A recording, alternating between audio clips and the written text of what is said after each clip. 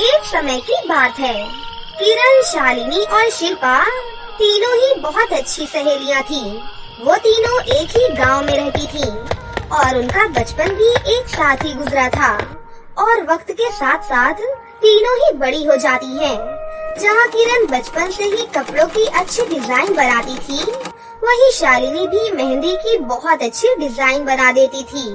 और उन दोनों को देखकर शिल्पा के सर पर भी फैशन डिजाइनर का शौक चढ़ जाता है।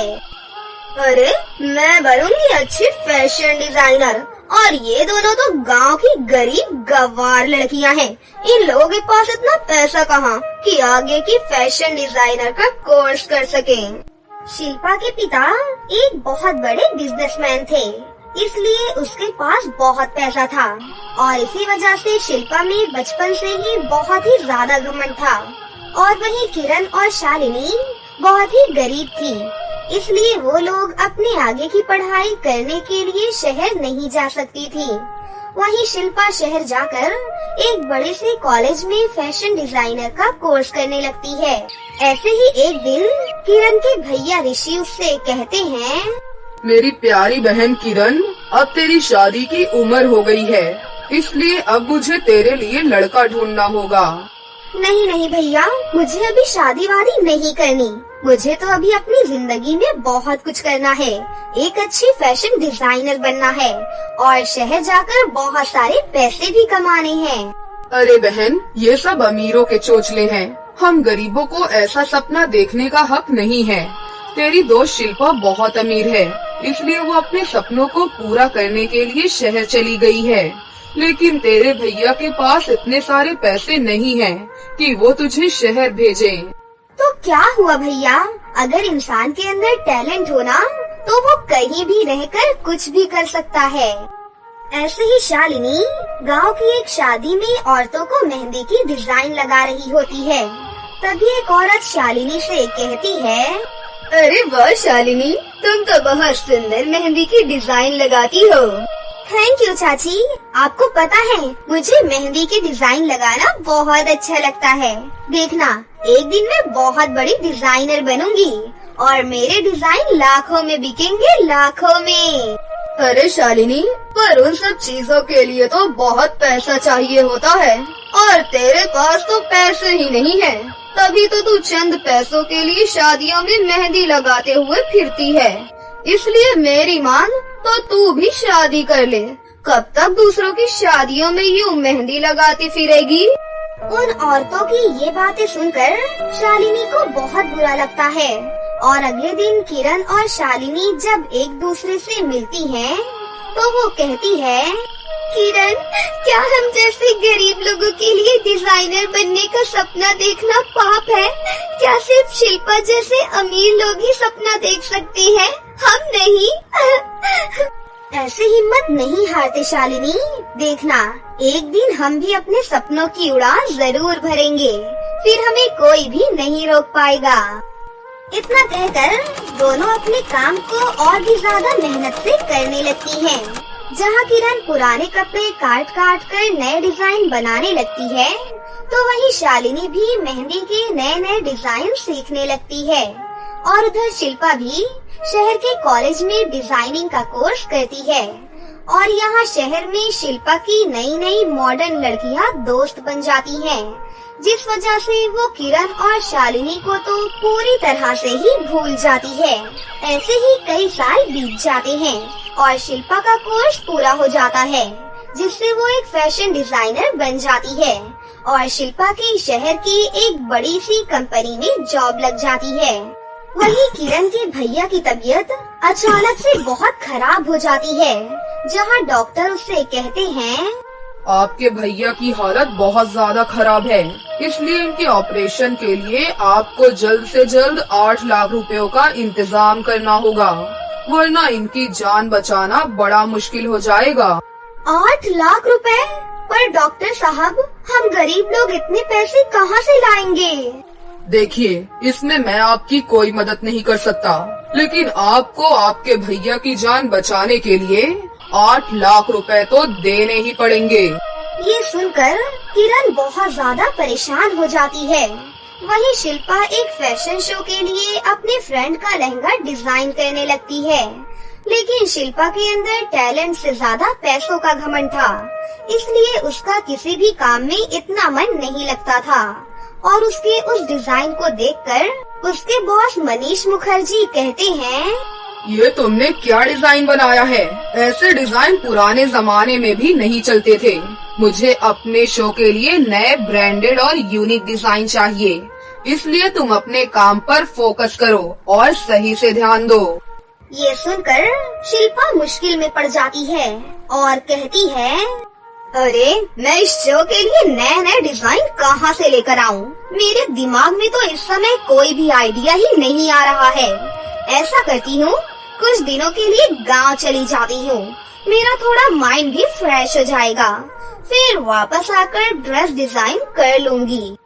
इतना बोलकर शिल्पा वापस अपने गांव जाने की सोचती है, लेकिन शिल्पा पहले से भी ज्यादा मॉडर्न हो गई थी।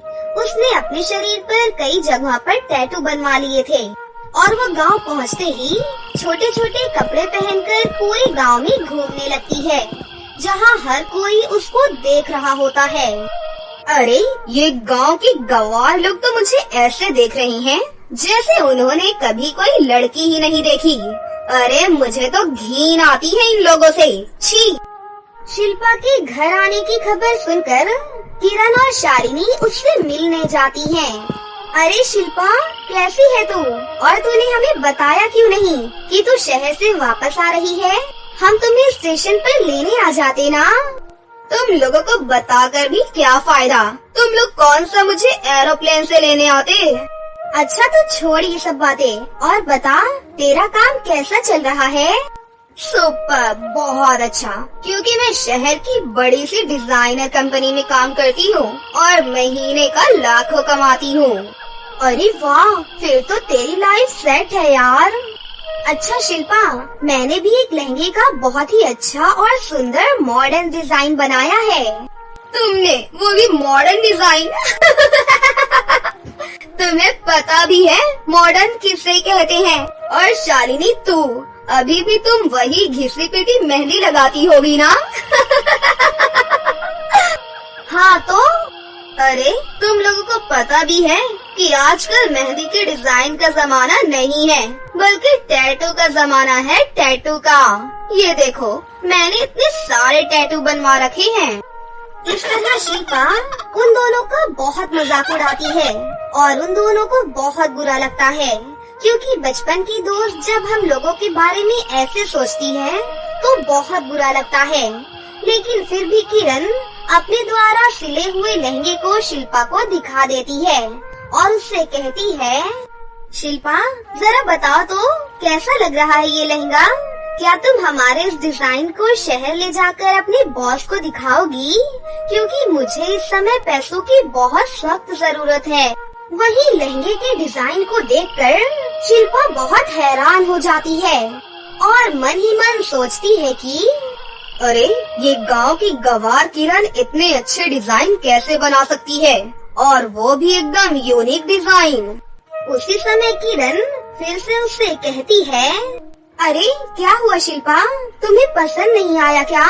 तुम्हें पता है इसके ऊपर का डिजाइन शालिनी ने बनाया है और नीचे का डिजाइन मैंने। हाँ हाँ ठीक है, मैं इसे अपने साथ ले जाऊंगी।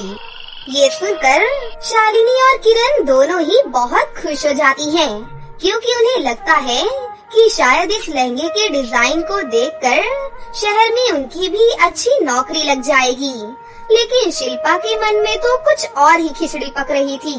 वो उस लहंगे को लेकर अपने बॉस के पास जाती है और उनसे कहती है, सर ये देखिए, इस वाले लहंगे का डिजाइन देखिए, कैसा लग रहा है? इस लहंगे को मैंने बनाया है। उस लहंगे के डिजाइन को देखकर उसका बॉस कहता है, अरे वाह शिल्पा, यही डिजाइन तो चाहिए था मुझे। अब इस फैशन शो में यही बनेगा मेरा असली ब्रांड। ये सब करके शिल्पा को जो चाहिए था वो तो उसको मिल जाता है। लेकिन गांव में किरण और शालिनी शिल्पा के फोन का इंतजार करती हैं। अरे पता नहीं क्यों शिल्पा ने फोन ही नहीं किया। चलो मैं उसे एक बार कॉल करके देखती हूँ। इस तरह किरण शिल्पा को फोन करती है, लेकिन शिल्पा किरण का फोन नहीं उठाती है। उसी समय शालिनी कहती है, किरण इसका कोई फायदा नहीं है, शिल्पा हमें पूरी तरह से भूल चुकी है।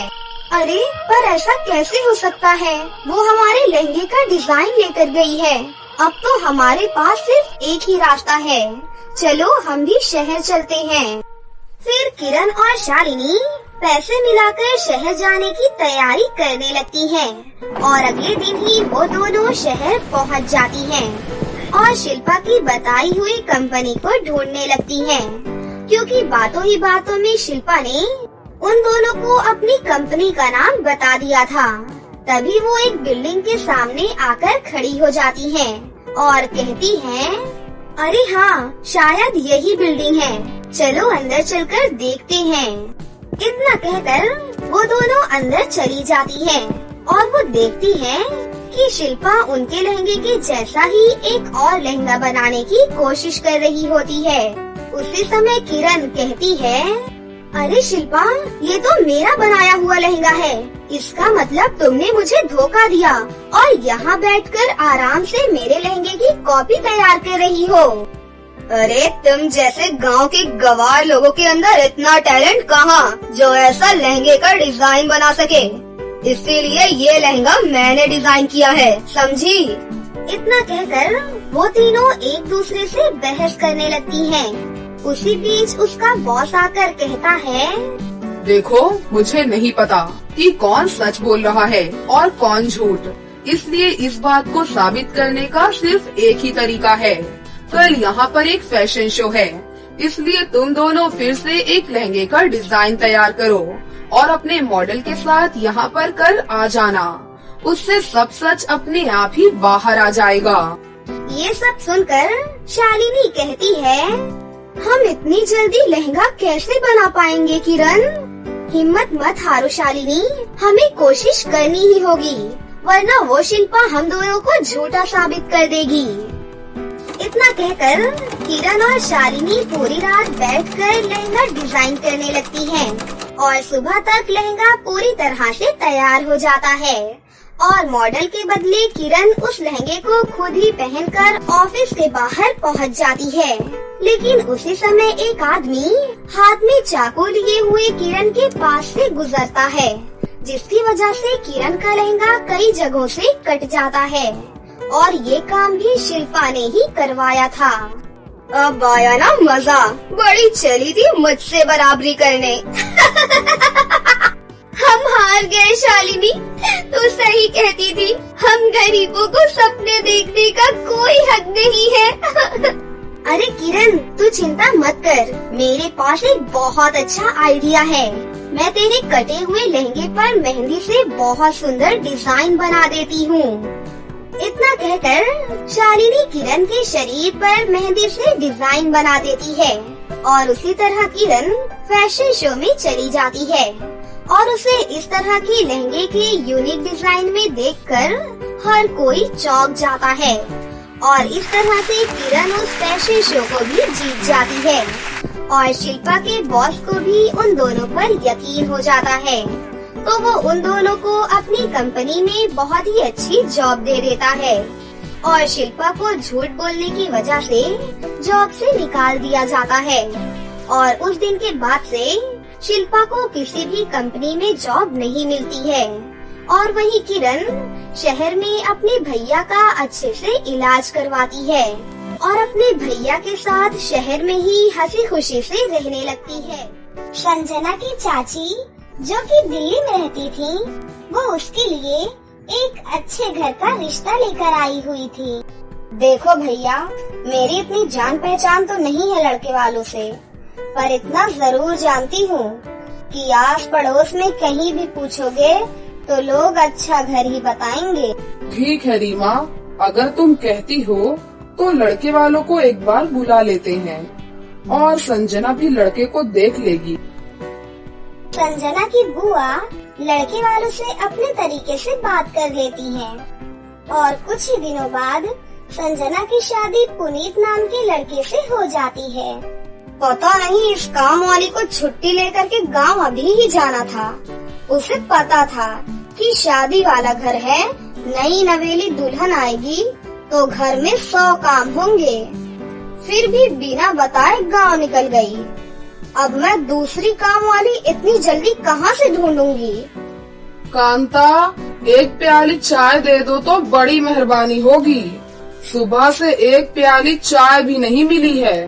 तुम्हें तो जब देखो चाय पीने की पड़ी रहती है। पता भी है एक बर्तन भी धुला हुआ नहीं है जिसमें तुम्हारे लिए चाय बना दूं। ढेरों बर्तन पड़े हुए हैं जूठे। माँ, मैं कॉलेज जा रही हूँ। अब तुम मुझे ये मत कहना कि मैं छुट्टी कर लूँ और तुम्हारे साथ घर का काम करवाऊँ। मेरा आज बहुत बड़ा प्रोजेक्ट सबमिट होना है, इसलिए मैं तो कोई काम नहीं कर सकती। ये लो, अब इसे भी अभी कॉलेज जाना था। अब मैं क्या करूँ, कुछ समझ ही नहीं आ रहा। संजना की सास कांता अभी काम वाली को लेकर परेशानी हो रही थी कि तभी संजना कांता की सारी बातें सुन लेती है और रसोई में जाकर बर्तन धोने लगती है। अरे संजना बहू, तुम ये रसोई में क्या कर रही हो? हटो हटो हटो, ये झूठे बर्तन तुमसे थोड़ी ना धुलवाऊंगी। अभी तुम्हारे हाथों की मेहंदी तक नहीं उतरी है। माँ जी, आप परेशान मत हो, मैं थोड़ी देर में सारा काम निपटा दूंगी। आप अकेले इतना काम नहीं कर पाओगी। ठीक है, अगर तुम कहती हो तो मैं कोई और काम कर लेती हूँ। माँ, पड़ोस में किसी से पता करो, शायद कोई और काम वाली मिल जाए। मैंने पहले ही पूछा था, पर अभी किसी भी काम वाले के पास समय नहीं है। पुनीत काम पर चला जाता है, संजना सारे घर का काम करती है। अब तो रोजाना ही ऐसा ही होने लगा। काम वाली तो थी नहीं। संजना की नंद अंजलि सुबह होते ही कॉलेज निकल जाती और सास पैरों में दर्द के बहाने बिस्तर पर आराम करती। संजना तो मानो घर के काम में ही उलझ सी गई थी। एक शाम, माँ, तुम बिल्कुल सही बहू ढूंढ कर लाई हो। बेचारी गरीब घर की है, इसीलिए चुपचाप संस्कारी बहू की तरह घर का सारा काम कर लेती है। अगर कोई पैसे वाले घर की लड़की बहू बना कर ले आती तो वो पूरे घर को अपने इशारों पर नचाती और तुम और मैं बस दिन भर बर्तन ही घसते रह जाते। तभी तो मैंने इसकी बुआ को शादी के लिए हाँ कह दिया था। मुझे पता है ये गरीब घर की लड़कियाँ बड़ी सीधी सादी बहुएं साबित होती हैं। अब काम वाली गांव भाग गई। सोच, ये न होती तो कौन काम करता। कांता, तुम दोनों माँ बेटी को तो संजना बहू का शुक्रगुजार होना चाहिए। बेचारी ने आते ही पूरा घर संभाल लिया। ऐसे ही दिन बीत रहे थे। संजना सभी घर वालों की देखभाल का पूरा ध्यान रखती थी। एक दिन, क्या हुआ पुनीत बेटा, तुम इतना परेशान क्यों हो? और आज तुम ऑफिस भी नहीं गए? पापा, मेरी नौकरी छूट गई है। कंपनी घाटे में चल रही थी, इसलिए उन्होंने मेरे जैसे बहुत से वर्कर्स को निकाल दिया। दिमाग खराब हो रहा है मेरा। गाड़ी की किस्त भरनी है, घर का लोन भी पूरा नहीं हुआ है, घर का खर्चा, अब सब कुछ कैसे होगा, कुछ समझ में नहीं आ रहा है। पुनीत बेटा, चिंता मत कर, अब कोई ना कोई रास्ता तो निकल ही आएगा। ज्यादा होगा तो कुछ दिनों के लिए मैं कोई काम कर लूँगा। पापा, मेरे होते हुए आप काम नहीं करोगे, मैं कुछ सोचता हूँ। पुनीत दूसरी नौकरी को लेकर परेशान था। उसे कोई काम नहीं मिल रहा था। घर में पैसों की तंगी भी शुरू हो गई। पुनीत ने अपनी गाड़ी बेच दी। घर के लोन को लेकर वो परेशान था।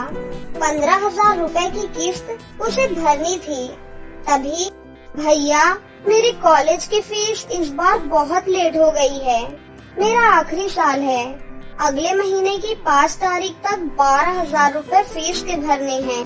अच्छा ठीक है, मैं कुछ इंतजाम करता हूँ।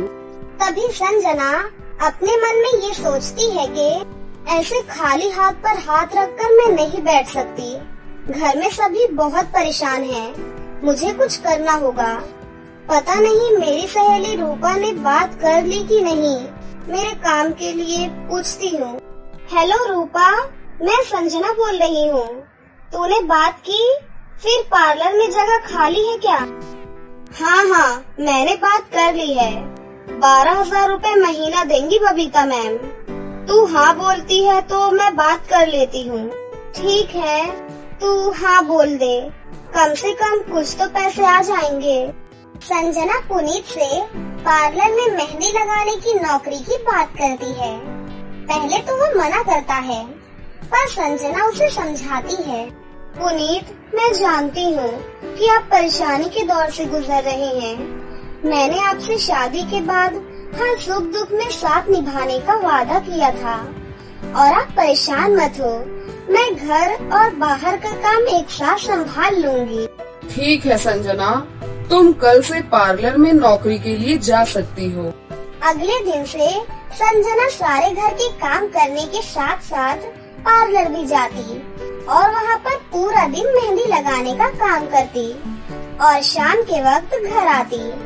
संजना बहुत मेहनत कर रही थी ताकि वो अपने परिवार की मदद कर सके। संजना बहुत सुंदर मेहंदी लगाती थी। ये बात उसकी सास को तब पता चली जब उसने पार्लर में काम करना शुरू किया। संजना को पार्लर में काम करते हुए 1 महीना बीत चुका था। पार्लर की मालकिन बबीता भी संजना की मेहंदी लगाने के काम को देखकर बहुत ही ज्यादा खुश थी। संजना, तुम सचमुच बहुत मेहनती हो। पिछले 1 महीने में बहुत से कस्टमर तुम्हारी बहुत तारीफ कर रहे हैं और अपनी फैमिली फ्रेंड्स की शादी या सगाई के फंक्शन के लिए तुम्हें ही मेहंदी के लिए बुक करना चाहते हैं। और हाँ, ये लो तुम्हारी सैलरी 12,000 रुपए।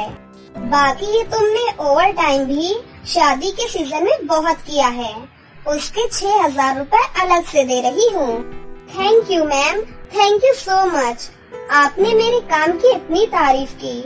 मैं तो बस भगवान की कृपा से मेहनत से करती हूँ। संजना घर आ जाती है और 12,000 रुपए अंजलि के हाथ में रखती है। अंजलि, ये तुम्हारे कॉलेज की फीस के पैसे, तुम कल ही अपने कॉलेज की फीस जमा कर देना। भाभी, ये तो आपकी मेहनत की कमाई है, आप ये सारे पैसे मुझे दे रही हैं? नहीं भाभी।